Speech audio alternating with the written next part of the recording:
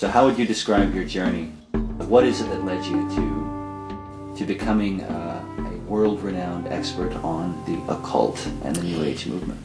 Well, I was very fortunate because I was born and raised in India. I was actually fifth generation born in India and saw many of the world's leading religions as I was growing up for the first 20 years of my life.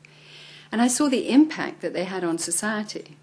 So Hinduism, Islam, Roman Catholicism, and all the various superstitions that come with the hundreds of variations of Hinduism.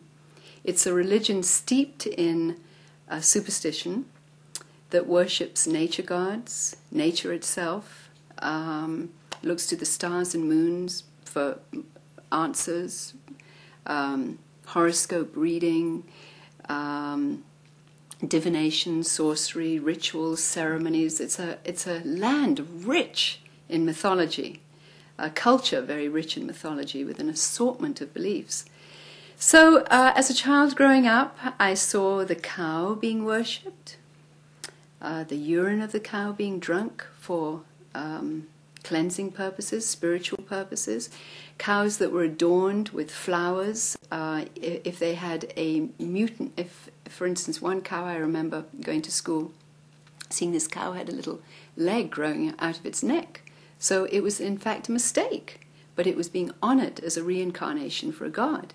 So when I asked why did this cow that had something very sick and wrong with it have so many flowers and garnished with rice bowls and garnished with flowers, but given rice bowls and given people's sacrifices and honor and praise were coming to this cow, I was told that it was a god that had come back in a reincarnated life. So I started seeing the worship of reincarnation, the concept that when people or animals die, they come back.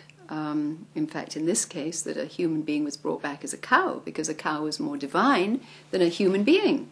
So I saw all these different cultural things as I was growing up, and saw a land that in a sense was crushed by its poverty, its religious values. Even though it's a land rich in resources, the religion brought the people to a state of poverty and deprivation with no respect for human life.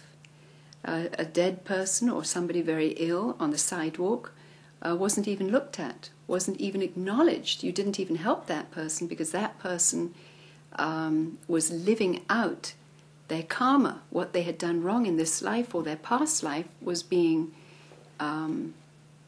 portrayed now in their life. So if you tinkered with a person's karma, you fell into a wrong position in your spiritual path. So all these various different things that I saw growing up as a child, and the torment that quite a bit of it brought, and fear.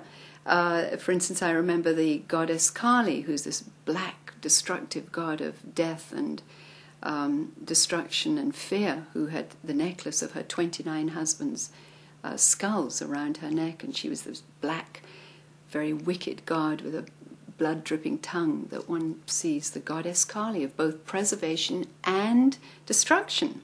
So the duality of these extraordinary conflict of interest, if you will, of good and bad, both being in one God, is what was worshipped. Duality of all things being able to be in one, the confusion of it, and seeing the fear that came with the worship of the goddess Caryl. I remember just as a child being terrified at the constant drums that would go for 7 days a week, and the panic and franticness of daily ceremonies and nightly ceremonies that surrounded these various different nature gods and gods of mythology of India.